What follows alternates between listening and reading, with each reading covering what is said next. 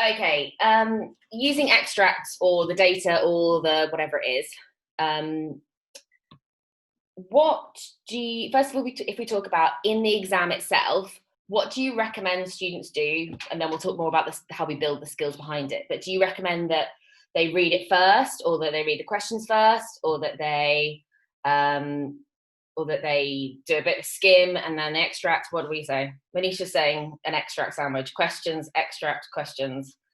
Guys, you do have these things called microphones. You can actually you can talk to each other. It's fine.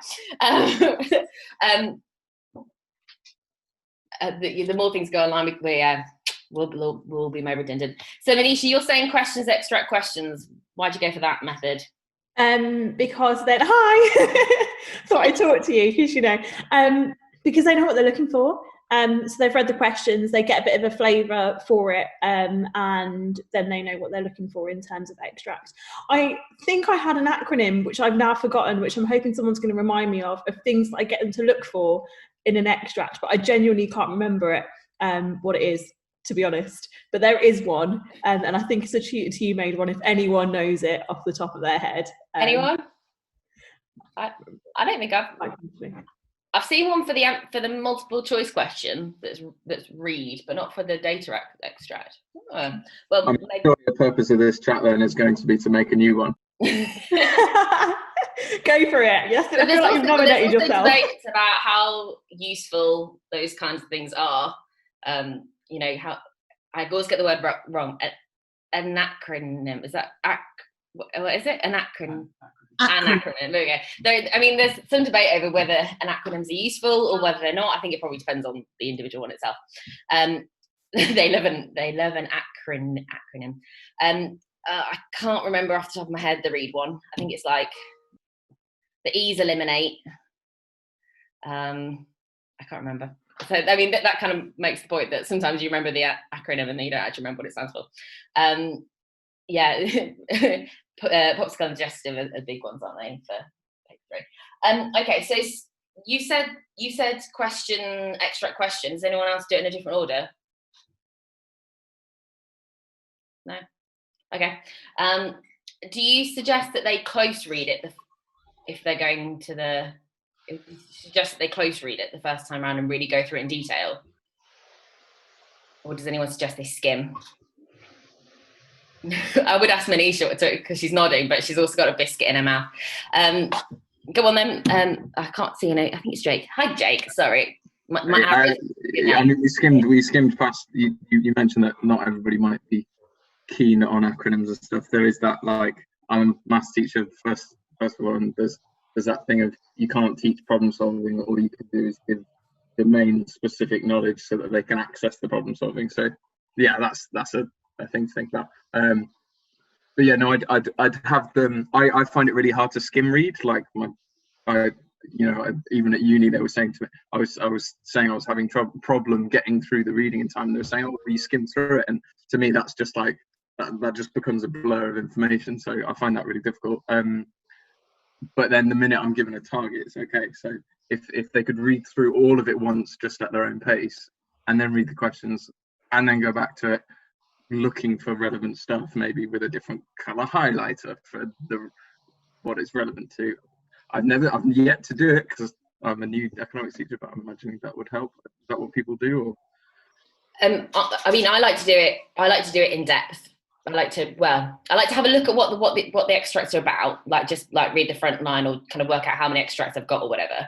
Then I go through it quite a lot of depth. But I think it perhaps depends as well on the kind of literacy of our students.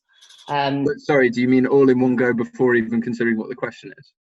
No, so I would normally look at each title, then have a look at the questions, then go back and then do it in a lot of depth. Yeah, I think lots of people do different things. Any others? Any advances on those? On those two, Andrew? I'm not sure how much I actually tell students what to do with this. I think personally, I sort of push them towards reading it first, actually. And maybe this comes down a little bit to, again, my hot topic, the differences in exam boards and so on. That in the AQA ones, there's relatively few questions, and of those questions, it's the big essay that is the big weighty one, and that's quite free. And so I suppose my instinct is to read that extract and just think about, not particularly closely necessarily, but what is this actually really about? What is it really talking about? What is the economics behind this? And then you look at the questions, and then you can hunt down the sort of specific bits of the questions, but also you've got ideas and you've got stuff to talk about, because I think the questions are a bit more like that. And the Edexcel ones, when you're working through up to the 15 mark questions, but they're all a little bit more closely aligned with what's in the extracts. The 25 markers aren't at all linked. Well, indeed, and there's still a hefty amount of questions on the extracts. In fact, there's more question marks on the extracts in Edexcel than there are in AQA, aren't there? Because the AQA essay has got the 2-part thing. Yeah. So I think maybe it differs between the 2 exam boards. That the Edexcel, you might need a quite sort of close hunt the answer thing, and the AQA might be more impressionistic. What is this actually getting at? What's it really about? Approach. So, I mean, you've mentioned quite a few different skills there that students need. What skills would you say, and this is everyone, what skills would you say students need to be able to use an extract properly? Gavin has said, sometimes you read the article and you think, why is that there? And then you read the questions, you're like, oh, okay, that's, yeah. It's worth making students aware that sometimes does happen. Skills in particular that they... Well, okay, if I can carry on, I agree with what Jake said, that it's extraordinarily domain specific, I think. And, the first skill is being a good economist, and then you can see what's going on. I remember one in particular that I was marking for the exam board, and it was just so blindingly obvious in their writing that this was some information which added to stuff they already knew and they could write about it, or this was like brand new information and they had no idea, and it barely made any difference whether they could read it or not. And it wasn't about literacy exactly, it was about whether this made sense with what they already knew. So I think actually one of the, I know it's not exactly what you asked, one of the things is to make sure you've hopefully covered a sort of range of potential topics that could come up. Again, the sort of the broad brush topics that could be assessed. Definitely. Jake, were you going to say something else? You kind of open your mouth like you're about to, or not? No? Okay, that's fine. They are. You're right. I think domain specific is a big thing, but I'm often surprised by the words that people. The words that students don't understand that aren't domain specific. Who's talking about tier 3 vocab? Oh yeah, do you mind explaining it a bit more? Sorry, I caught you mid cup of tea. Special skill is catching people mid bite or mid. I love tea. There's different vocabulary, isn't there? So there's your keywords, your concepts, your tier 3 language, but there's also tier 2 language, which is the kind of the language that is in academic papers or things like The Guardian. And certainly the students I teach who come from quite deprived backgrounds will say things like, this is massively important, rather than this has a significant impact. And it makes a huge difference when they're trying to understand a piece of text, that they don't actually understand the general academic, almost middle class way of speaking. So I spend a lot of time trying to have a huge amount of starters, trying to get them to be more familiar with that kind of language, because it's not actually keywords that my students don't understand. They have learned those. It's the words around them that they don't understand the meaning of. So for today, I had to explain what gas and electricity for domestic use meant, and then explain again when we talked in macro terms what domestic meant.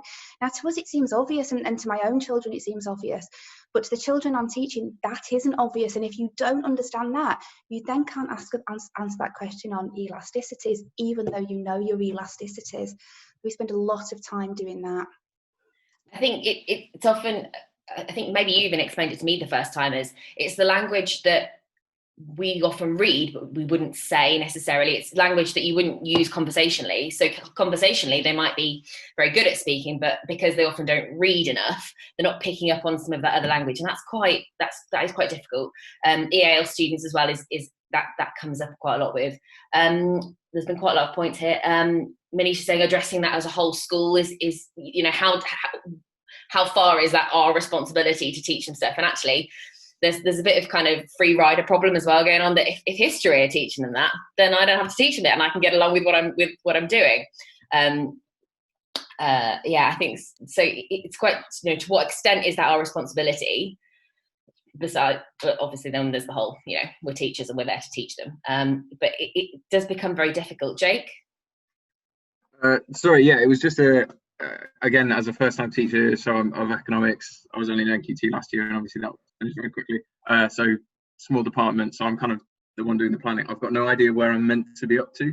So the relevance is, there's loads of articles. I've got loads of articles that are relevant to everything, and it seems like building up their literacy relevant to this topic, relevant to that topic, is really important. But I'm finding it hard to know how much time it's okay to spend on reading through something when only a little bit of it is about elasticity, and actually then it's touching just a little bit on loads of other stuff, and I'll give them the article but then rush through it, and then it's kind of hard. I think my main message would be, don't worry, because we've had this conversation about how difficult this is like a million times, and some people have been teaching much longer than just 1 or 2 years. So you're right, it is a big question. And one thing we've talked about before is they don't need to know exact details, they need to know trends, but equally kind of front-ending the literacy might, front-end, is that the right word? Yeah. Oh yeah, front-ending the literacy might then help, you know, pay dividends in the long term. Javed, I'm not sure if that's pronounced right or whatever, but he asks students to write down one word they don't understand to ask about, and actually having the expectation that there will be a word that you don't understand at least kind of puts it out there that it's okay not to understand a word. It's the same sort of concept that going from asking, does anyone have any questions, to what questions do you have, it kind of it invites that they won't necessarily understand. I think I'm missing some hands. Mad Court has a hand up, but I can't see it. There we go. There we are. One of the things that I do with my groups, even with quite high prior attaining pupils, is I often will read the extract to them in lessons. And I know that seems really patronising, but it's a really good way to go through, and you can stop and go, oh, what does that word mean? And it's a really good way to spot check. Whereas if you say to them, right, here's a story, read it for 5 minutes, then we'll have a chat, they often will skim over the words they don't understand, and they often are the words that can intrinsically change the meaning of an entire paragraph. And so, you know, some story time with Auntie Mad, you know, it becomes a bit of a joke, but actually it's a really useful way to build words. And, you know, I remember being at university, coming across the word paradigm, and I had no idea that it wasn't said paradigm. And just hearing it modelled by someone else is a useful literacy skill as well. I think we'll probably perhaps in a moment discuss more about modelling reading, because reading it out loud, you do model. This is, you know, now I'm thinking this because this word has said this, which makes me think of what topic am I thinking of? So we will come back to modelling, because I think you've really hit the nail on the head there. That's a really useful thing. Just having a look at the chat. Adam, yes, there is a list of words on David Didow's website, but it's also on our on the first Econ Ed Chat blog. So I'll post that when I can find it. There's a list, and there's also an add-in that you can have on Google so that it automatically highlights those words whenever they come up. I mean, obviously it's not all the words you can possibly have, because there are going to be loads of words that kids don't know, but it's something like 100 common words that students don't know. And there's a Google Chrome add-in, and it'll highlight all those words that appear on a certain web page, and then you can see just how important those words generally are. I think some people set that as a task as well. You know, go away and find out the meanings of these words.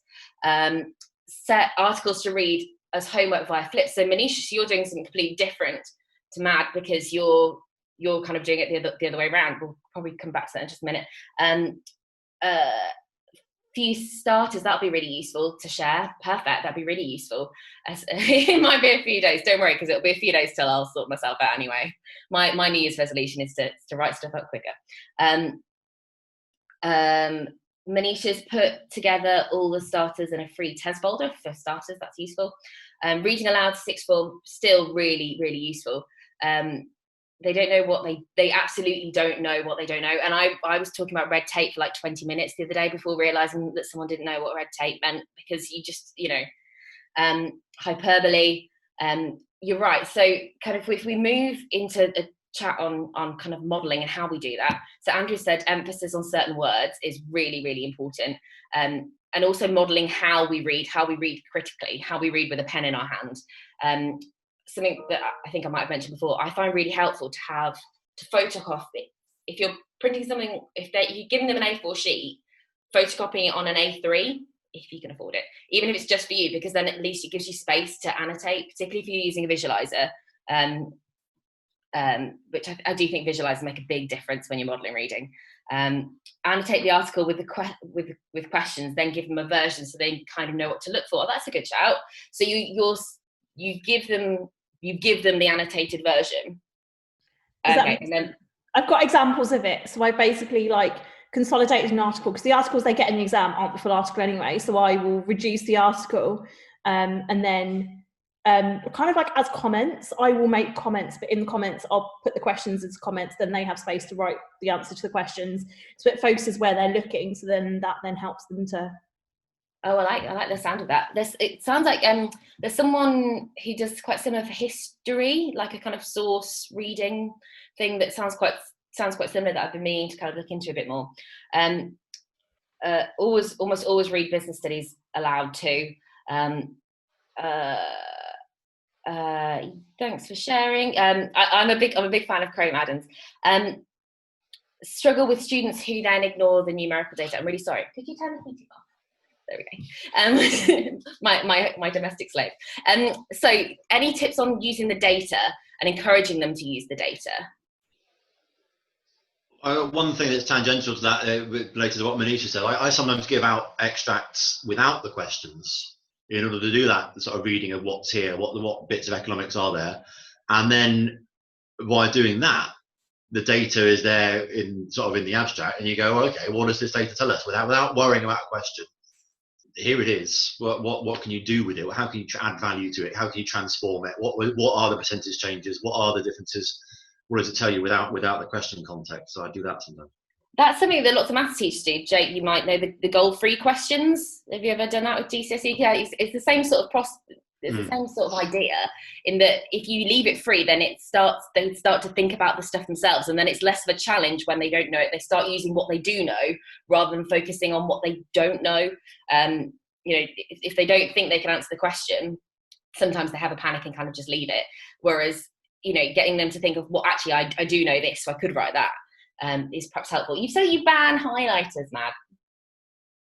Yeah, because they just colour the whole page in pink. It's just colouring. And after an hour and a half of writing, they then go back to the story and they can't remember why they coloured it in. So I make them, because I'm a bitch, I make them write down notes in the margin. And I'm like, if you have to colour it in, but you have to write something next to the colouring in. Because otherwise it's just green or pink and it does nothing. And it's much better to annotate. And they can have different colour pens, like geography pens with different colours in, and then fill those in. That's fine, but they can't just colour it in. And Manisha, you said that you limit them to 10 words, so kind of not quite as extreme, but I think I'm the same. I let them write something. I don't necessarily ban them from using highlighters, but I make sure that they write something with it. But you say 10 words is all they can highlight.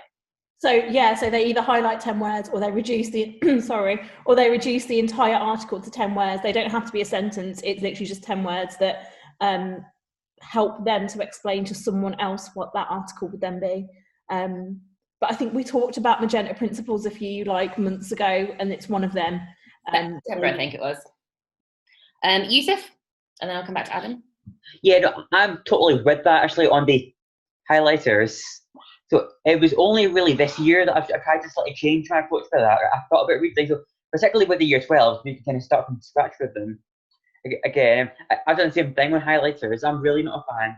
But I think for a couple of reasons. One of them is what I'd said about how I think when you highlight so much, you're effectively highlighting nothing. And then I think the other problem is that it's not actually clear what they're thinking about. So I would much rather even what I try and get them to do now is they just annotate, even if it's a 3-word query about something, just so that they're actually thinking about the stat rather than just randomly highlighting it.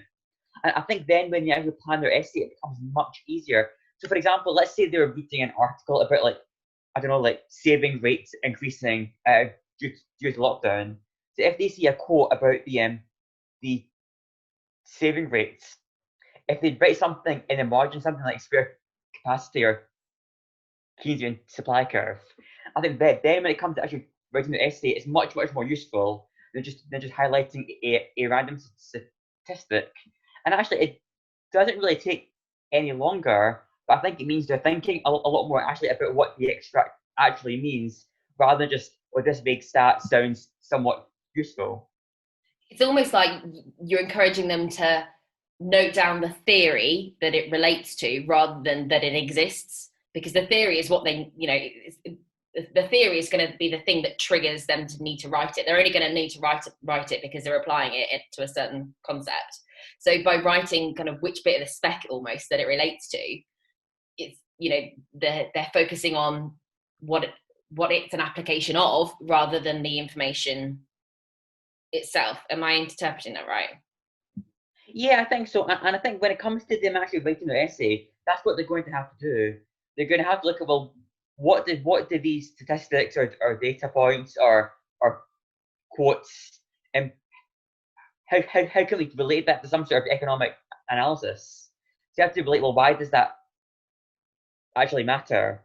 And I think when I first started doing it with the kids, they hated it. Because it is hard work to do, to write that after every sentence is hard work. I think with anything, once they get into the habit of it, then I think I definitely see it in the quality of their essays improving, particularly because I now teach the AQA exam board, and they have quite a lot of 25-mark, very holistic questions, where really you've got to bring in like various different bits of economics into one, obviously, big essay.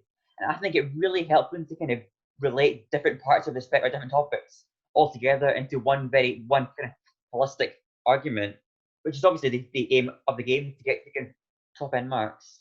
Absolutely.